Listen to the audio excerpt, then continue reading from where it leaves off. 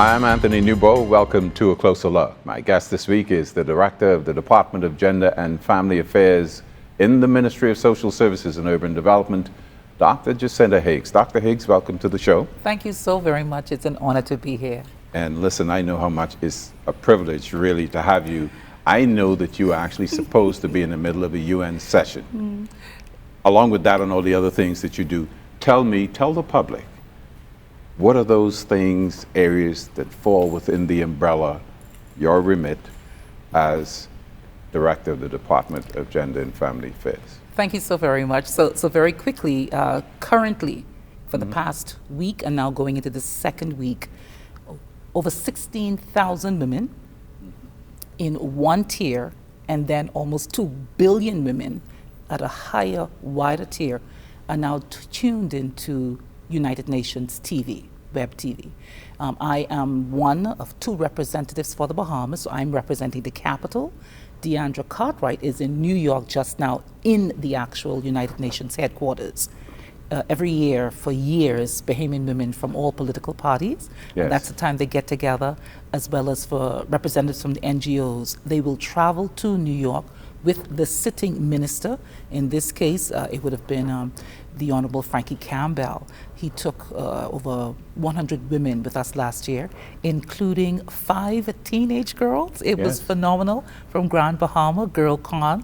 And then one of the mothers decided, you know what? She's going to let her little girl dress up in a school uniform, and she took her. She's from primary school, so we had 1 primary school. That is significant for intergenerational transmission of the work that my department has to do, which is representing women and girls.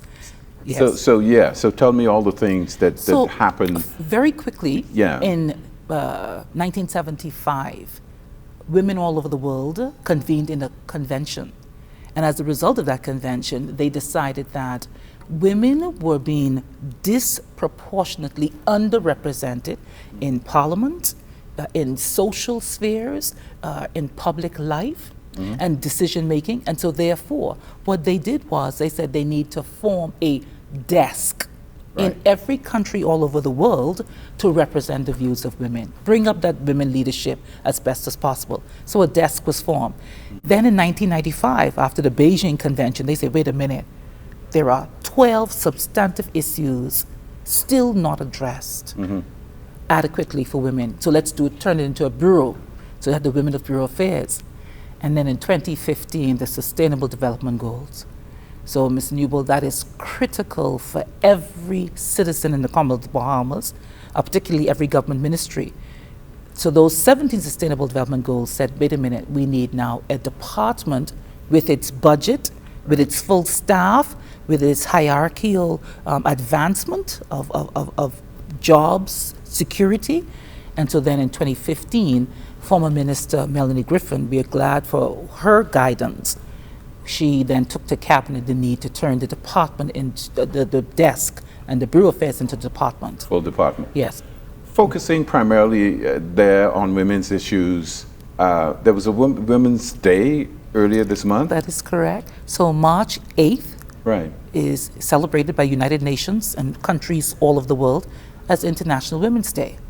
Now this year, the theme is dealing with women in frontline politics. Okay. It's dealing with women in decision-making positions, particularly with COVID, because women are disproportionately, again, frontline essential workers for COVID. It's affecting them personally, their families, their income, and so therefore, United Nations is asking, how can we assist women during this time? How can we improve the lives of women? How can we advance the causes of women during this time? So we just celebrated International Women's Day, March 8th, and now from the 15th through to the 26th of March, they're celebrating the Commission on the Status of Women, which is CSW.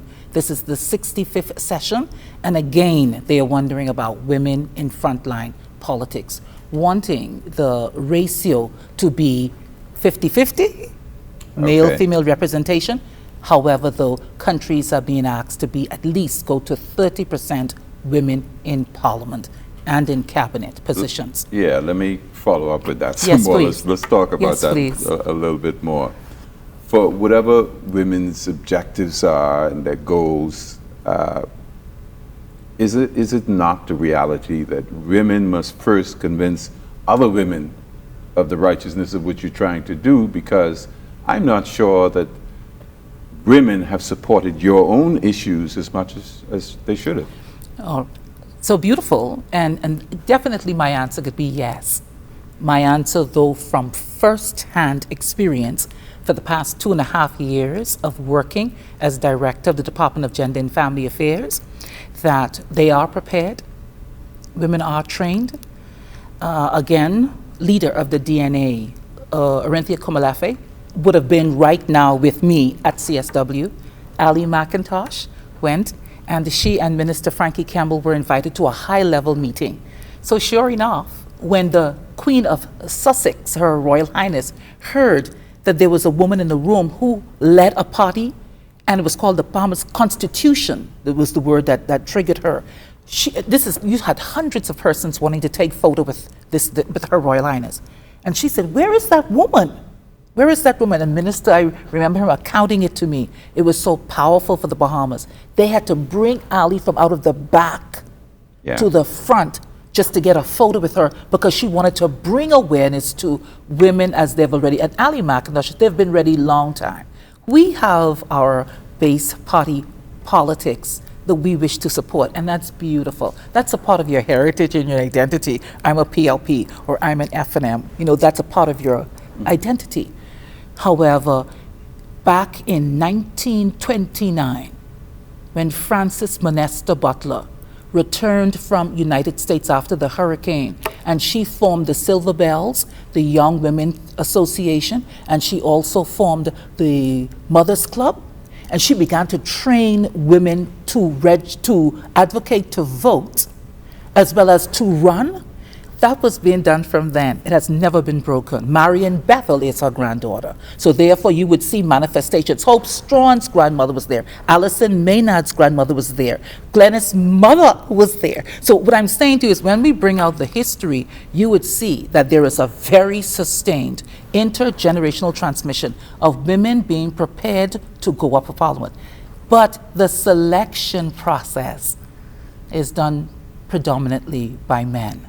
Well, is it not also a challenge that women have been reluctant in a lot of instances to stand for politics, because politics is considered a dirty business? You don't want to get your hands dirty. And also, that is why we are being trained right now. I just did 3 sessions yesterday, straight through, online, virtually. All over the world, billions of women are getting ready now to begin to boycott governments when they attend the United Nations sessions. And so even a situation that happened recently in our country a few days ago, we are watching it. We must use God's wisdom, jurisprudence, and then humility. Because when Lanisha Roll, former minister, resigned, my phone was flooded from all across the world. And they asked, what happened? Because immediately they wanted to know whether they needed to jump on that as something against women. And so I had to guide them in terms of be watching the situation, and we'll guide you accordingly. So what I'm saying to you is, there are international organizations, civil society Bahamas. In the Bahamas, I know of women who offered to run. But for whatever reason, if they didn't interview well, if we could understand that. And all of that is part of it. We got to take a break. We're going to pick this up when we come back. But we got to take a break, and we'll be back with Dr. Jacinta Higgs. She's the director of the Department of Gender and Family Affairs in the Ministry of Social Services. After this.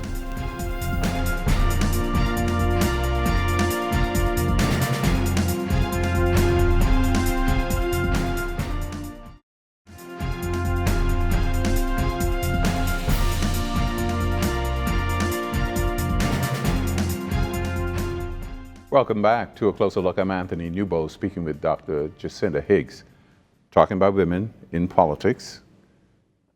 You're right. You have to interview well, because we don't necessarily want women to show up and be given a nomination for any party simply because they're female? Yes, my professional training, my exemplary modeling, and I'm not patting myself on the shoulder. What the work I do when I don't sleep to prepare, my integrity when I turn my eyes to certain things and then yet shed light on other things. I would hate to water down my standard for women. I also want to say though, and this would be very shocking because I've never said this, if it comes to a point where we need to meet the quota of getting 30% women in there, I will take a chance on a woman who is humble, who is honest, who is forthright, but not fully competent and polished. I would still put her in there to give us that 30% quota. Somebody with potential. Yes, sir. Yes, sir. As you're doing this, and everybody must think of this, but certainly the women who are advocating, we want to make sure that the pendulum does not swing all the way to the other side. Beautiful. Because all extremes are bad. And I have to give you this example. I was listening to a local show the other day, and the host was preparing to interview the representatives from a local company. 3 or 4 of them, all of them were women. And I said, it's fine, we should have women, but just how we had all men was bad, all women would be equally as bad. Yes. And so I think you'd agree that Yes, it's important to watch that balance. So in our department, we have a male desk coordinator, Mr. Henry Johnson, and it's a beautiful a compendium of programs for men and boys, and so we are so thankful for the balance. Minister Frankie Campbell always says to us that he is not going to lead no department where you would have that, again, strong concentration of resources just going to the women. What about the men? And so definitely, immediately he brought in a man. So yes, sir, I do agree with you. And that is why quotas that are being introduced by over 88 countries in the world, and then those who have not introduced a quota, then they've given commitments, and you will see in the United States, you would see in Jamaica, Antigua and Barbuda, all over, if they just had recent elections, they're trying their best to ensure that the 30% quota is there. But the quotas will never go over. You cannot have the pendulum swinging where now it's all women and not men. I wouldn't even want that. Yeah. Because a good house, like a good House of Assembly or a good House of the Senate, is run beautifully, can be by both genders. Equal representation. Equal representation. One of the issues that's been at the forefront, obviously, of your area has been combating domestic violence and abuse. First, how do you define domestic violence? So domestic violence, sexual offenses, gender-based violence. These are terms that are sometimes internationally being used interchangeably. But domestic violence and gender-based violence are experiences where within the family, within the home, but now watch this because it begins to shift, in the community and then the nation at large, where you have experiences of physical violence, psychological violence, spiritual violence, or grievance caused by one person against the next. Please note, I did not say a man against a woman. That again is the prevalent experience of what we have, but definitely we have had experiences where women were the perpetrators or the ones who caused the violence. We did a recent survey, the Department of Gender and Family Affairs, during the COVID, to find out how safe is your family during COVID. And so there were a series of questions were asked in conjunction with the University of the Bahamas. Professor Fielding assisted us. Do you know who was the #1 cited perpetrator? I'm not sure I even want to hear the answer. No, well, it was the mother. It was the woman during that time. And we had to surmise. We weren't prepared for that. Yeah, I would imagine not. No, we weren't prepared for that. We thought we were going to have a lot of cases where they say the men were the abusers and the incest and the rape and sexual offenses.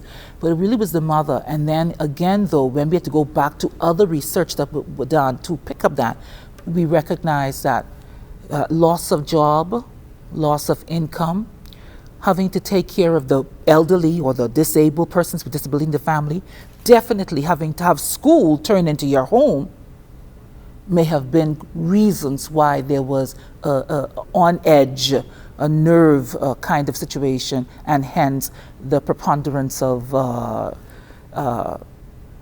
contentious situations being perpetrated by the mother. However, the police reports, Bahamas Crisis Center reports, FOAM reports, we have not gotten from the hospitals yet, but all of those other partners, significant partners, have now noted that at least 30% increase of violence happened, variance 16 to 30% with regards to what they witness, which is men against women. What are you doing to mitigate this really horrible situation? Training. I really want to thank Commissioner Paul Rowe, because immediately when he came in office, he wrote his plan. He published his plan. And in his plan, he specifically gave not just fluff talk, but literal indicators of how he wished to partner with us to mitigate. And so immediately we trained 700 police officers about 3 weeks ago. So my team from the Department of Gender and Family Affairs with Dr. Novia Carter and Mr. Darren Turnquist, we went in and full 3 days intense training, including persons from the Family Island via the virtual, which was very powerful. And so that was one significant thing. Then NGOs. Now I want to say my department only has 10 persons. Okay. We cannot cover the whole Bahamas. So who you think help us? The NGOs. Always I thank God for them, because they are out there 3 o'clock in the morning. When I lay down next to my husband in my warm bed, 3 o'clock in the morning, they're out there. Candy Gibson from FOAM, they're out there on the ground going to collect women from their homes, trying to find safe space for them, right? Having them, putting them in secure spaces. And so I'm saying that to say the NGOs, there are 1,000 of them or more, I'm sure it's over 1,000, applied to be compliant according to the AG office. See, Okay. because you have to be compliant in which way? Okay. When Hurricane Dorian hit, and again, when Hurricane Dorian hit, millions of dollars walked into this country Yes. in the bags, not literal money, but Yeah. access with international non-governmental organizations, Yes. UN entities too, Yes. millions. I know what I'm saying. Our NGOs, in some cases, were not compliant with international registration at that time. For those UN entities to give them the money to go and do the work. Yeah. Some of them did. So the Department of Gender and Family Affairs, we verified and said that, oh no, this group is legitimate. Right. Because other countries have NGOs that use money laundering. They use the Yes. NGOs for Yes. money laundering, for gun trafficking and human trafficking and terrorism. Yeah. So therefore, the AG immediately realized, wait a minute, this is a huge gap in our country. And so therefore, immediately he told them that apply and register through a new system that is digitized. There is a compliance unit at the Office of the Attorney General, the Registrar General Department, Sally Lockhart, they were working with us. And then our Minister Frankie Campbell said, Jacinta, get in there and get those people compliant so we could have access to this international funding. Over 1,000 NGOs in the Bahamas applied to the Registrar General Department within that 3 weeks, and sure enough, they worked overtime. Over 500, almost 600 of them are already, they already got the certificate. Yes. And I know because I did the process for myself, they got the certificates, and now they are free to access international grants, local grants, etc., private donations. Which obviously would be a big help to your department and the ministry For in God's general. sake. Oh, for God's sake. Yeah. My department, sadly enough, and we went to CEDAW. So now CSW is the Commission on the Status of Women. That is the largest convening on the planet of women, all countries. And those women go to the United Nations, and then we report on our challenges, our celebrations, our successes, and our commitments going forward. That's CSW. CEDAW, CEDAW, is the convention where all forms of discrimination against women are discouraged, right? In 2018, Minister Frankie Campbell led a delegation from the Bahamas AG office, Ministry of Health, Ministry of Education, you name it. And he had to go there and talk to them about 16 articles that we signed on to. Yeah. Talk some more about that, because I think, again, I'm not sure that the public ever thinks about that. Their reports, yeah, we went and we signed on to this convention and that convention, and we think it just goes away. So women, let me tell you what the convention has, 16 articles. Can you women in this Bahamas transfer your nationality immediately to your children, just like your men, your brothers can do?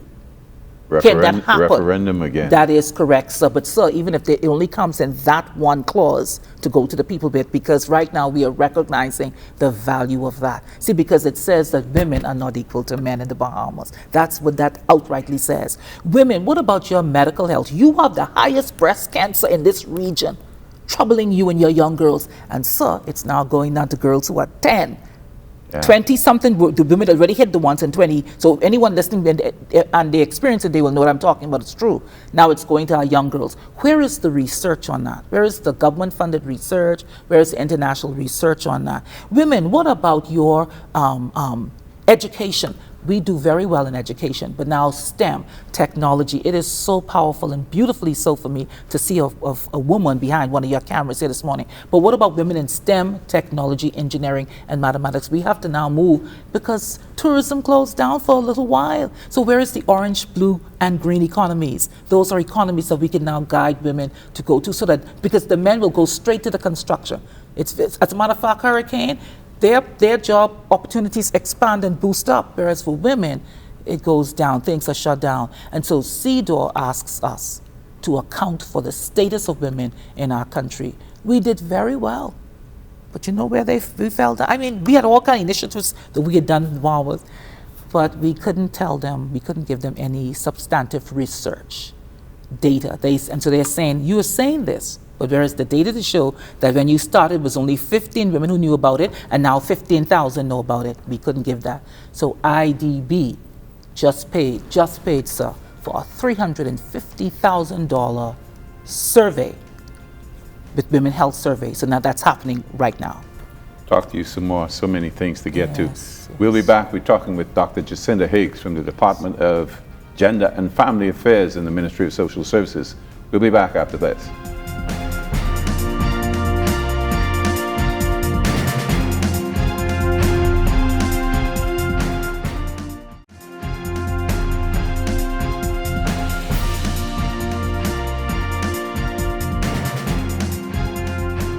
Welcome back to A Closer Look. I'm Anthony Newbold speaking with Dr. Jacinta Higgs. In your view, and again, we know there's so much we ain't going to get to. In your view, does our society take domestic violence as seriously as it ought to? No, because there are no programs yet in the school that specifically deals with it on a sustained level from K through university. So no, I can't say yes to that. No, with regards to the government agencies and entities that relate to it, I don't see programs on the television as much as I need to see. There must be, again, that sustained, expansive, national, meaning all of the islands of the Commonwealth, because it's happening even more in some of those islands. So no, I don't see the programs yet, no. We were talking about a study you did with the University of the Bahamas. There are studies pointing out the correlation between the breakdown of the family unit and the other societal ills that we got to deal with? Definitely. But then for me, see, I'm Roman Catholic, and I know before I married my husband 33 years ago, he and I had to go to a class. So where my parenting classes, not just for those who are in breach of the law as parents, who are mandated to come to the classes that Department of Social Services conduct, but where are the parenting classes overall? Yeah. Just for a young mother going at a single parent mother, where is the grace and the dignity and the divinity of herself or his self as man for them to go to classes. And now we have virtual. So they really don't have to leave their job. They, even lunch hour, they sit right down on their phone and tap it. And you can see when they log in. So I can't blame the family. As an educator, I have to take a lot of that myself because I had the formal training. I had the formal teaching. I had the university degrees and scholarships. And so therefore, they're looking to us for the answer. And so therefore, yes, the breakdown correlation is there with violence increase and breakdown in family structure. But yes, it's also because as a government, as civil society, and as private sectors and the media, the fourth estate, we have not done our jobs.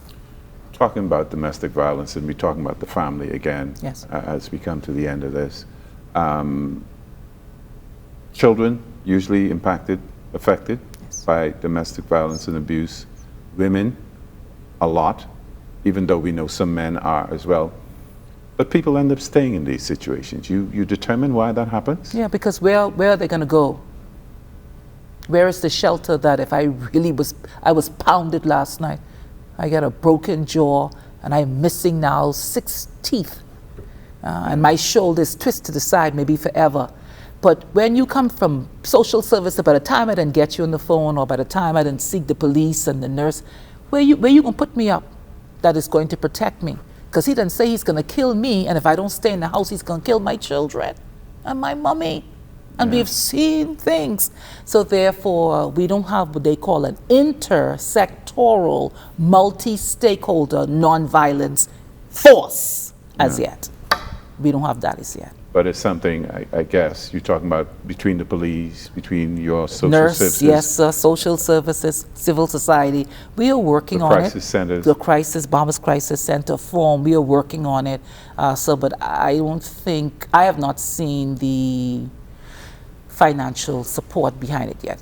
Money talk. They say political will is one thing, but if it's not backed with money, you need some money, then it's fluff. Yes, sir. You continue to talk about families. COVID, of course, Dorian affected a lot of them. The government jumped in, food rental assistance. How's that going? I'm not sure. $26 million. Now, that's one of the most powerful things that I know personally. I'm not talking about the ministry, that I can celebrate working in the ministry. It was very sustained. Persons who were recipients came back. See, that's how I get my assessment. That's how I do it. I go to them on the ground. And they were so thankful to God for that. $26 million was pumped into that program. Susan Larson headed that with NGOs, though, I must say, with NGOs. We're so thankful for NGOs. But now, going forward, there is a request asking for additional funding to go forward. But again, that's a national decision. Decision has to be made at the national cabinet level based on what's in the available fund account for us to do so. Tell us, as we come to the end, for real this time, what do you see going into the future for your department? Restructuring. Okay.